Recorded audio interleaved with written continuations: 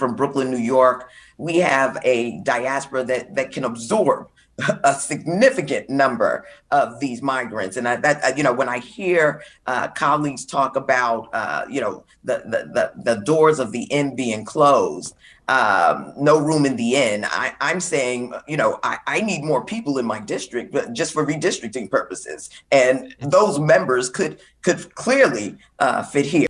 That's so good. She's a congresswoman out of Brooklyn, I think. So good. Mark Krikorian is here giving away the game. Mark Krikorian, he's the executive director of the wonderful Center for Immigration Studies. Mr. Krikorian, how are you, sir? Okay, very well. Glad to be here. So we're talking about the census and redoing the census. And can we redo it in less than 10-year period? I think that's absolutely slam dunk. Of course, it says within 10 years. But maybe the more complicated part is who we count.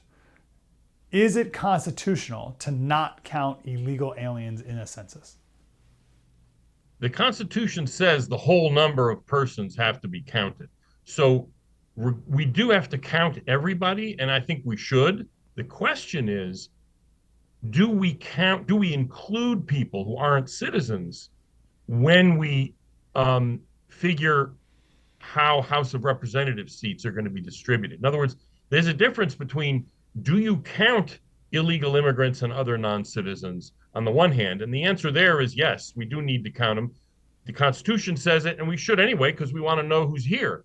But the other question is, should we separate out either illegals specifically or non-citizens overall? Should we separate them out when we do the calculations for deciding how many congressmen each state gets and how many state representatives the different parts of within the states get too? So it affects both things when you include non-citizens.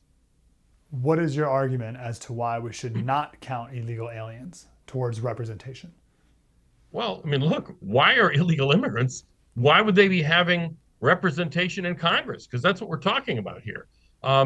Each House district is supposed to have roughly the same number of people. So now it's 700 plus thousand, something like that. It's never exact because some states only have one seat, and so it doesn't matter what population they have. It's a complicated math problem, but the fact remains that they are in effect constituents of congressmen, even though they can't vote.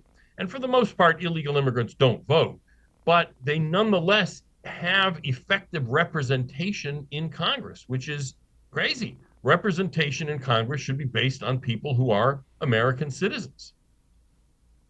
Have I read accurately that with some analysis that have been done, that if we did not count illegal aliens, and your group is one of the most trustworthy groups on how many illegal aliens we even have here, but that it's possible that the blue states could lose 10, maybe 11 congressional seats and electoral college votes?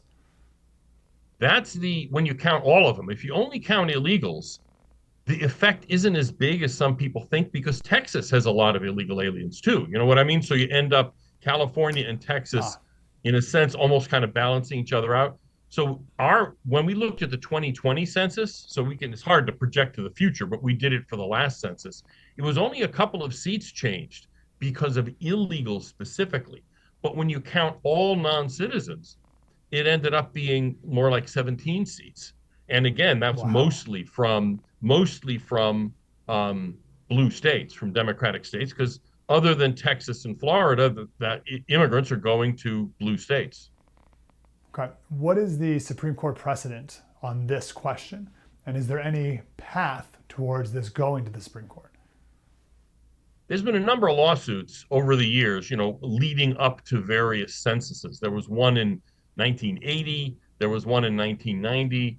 And what's happened is the Supreme Court has basically punted and said that the people suing, and in some cases it was actually members of the House of Representatives, didn't have what they call standing. In other words, they didn't have a basis to bring the lawsuit, because you can't bring a lawsuit just because you don't like something. There has to be some specific harm done to you that gives you the right to sue. And so in the past, what's happened is the Supreme Court said, well, nobody basically has the right to sue, and so we're not even really going to decide on the substance of the issue. Things have changed, though.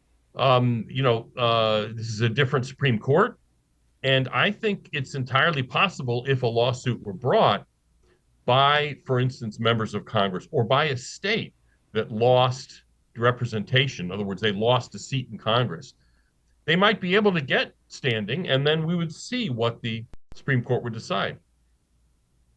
I was going to ask you, the standing thing can be very frustrating sometimes. Who would have standing in something like this?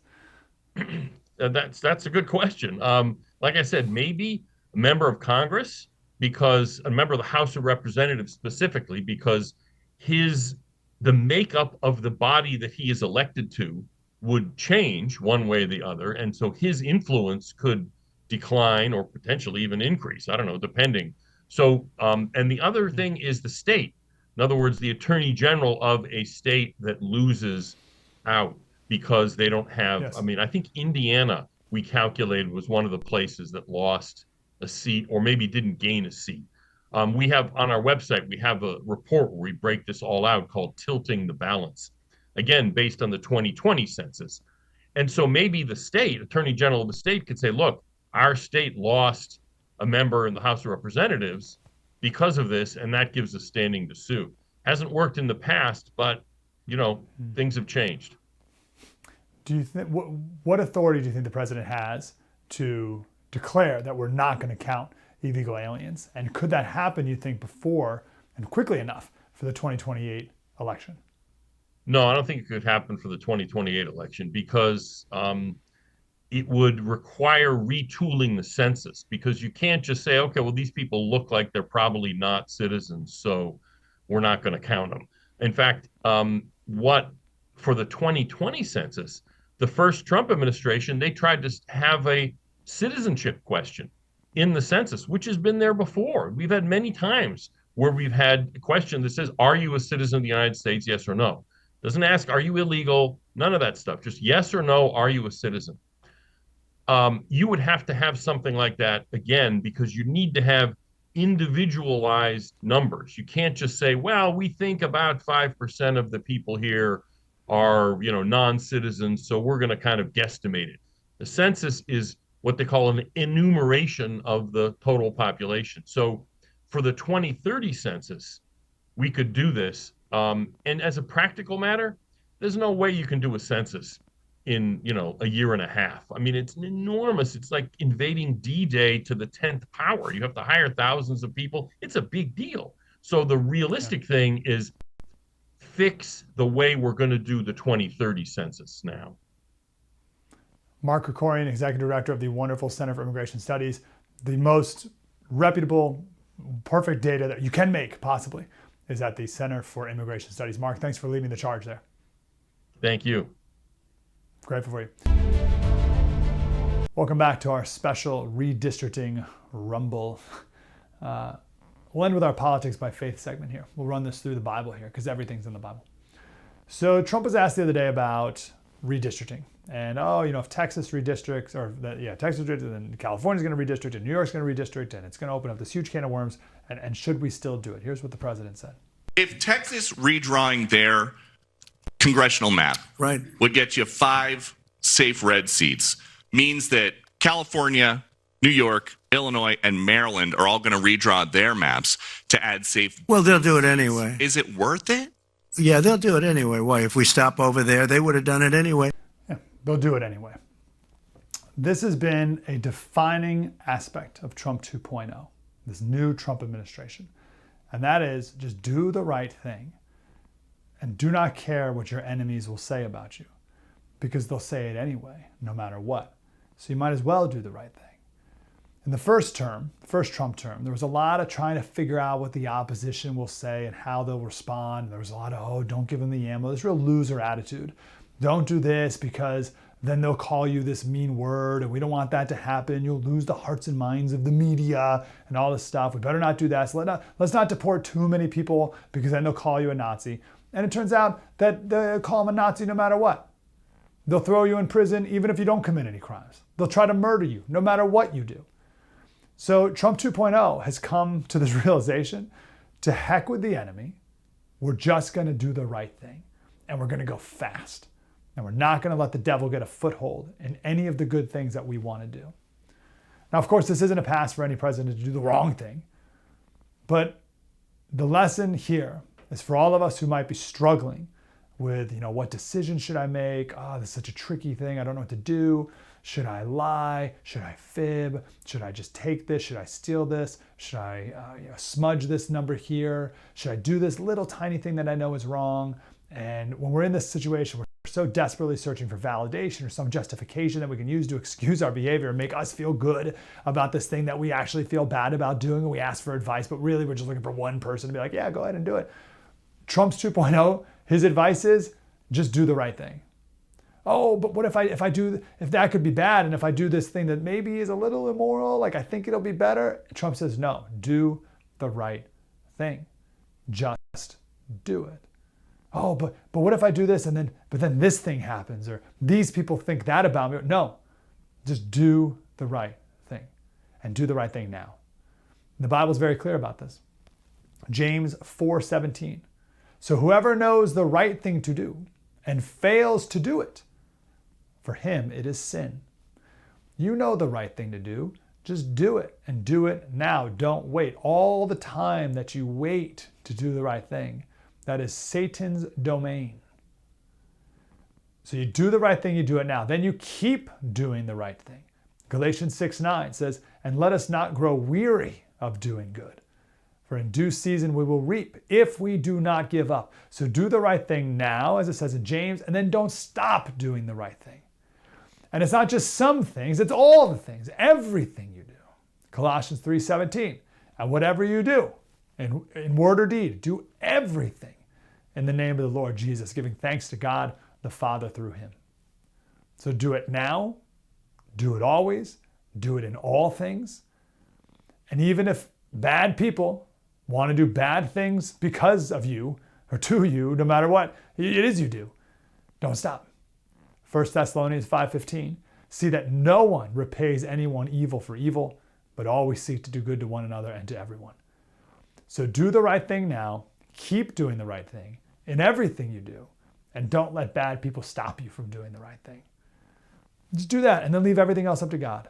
God will handle all of it. He'll sort it all out. That's what we're called to do. We're called to do the right thing. That's it. There's no need to connive. There's no need to conspire. There's no need to scheme. Just do the right thing. We'll see where the chips fall, and then reevaluate, and we'll just keep doing the right thing. No matter what happens, just keep doing the right thing. No matter what wicked people do to us in response, doesn't matter. We're just going to keep doing the right thing. Don't pay any mind to the haters and the losers.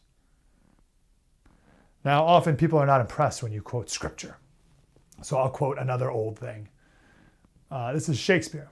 All's well that ends well. His play from 1623. The famous line is, love all is advice for life. Love all, trust a few, do wrong to none.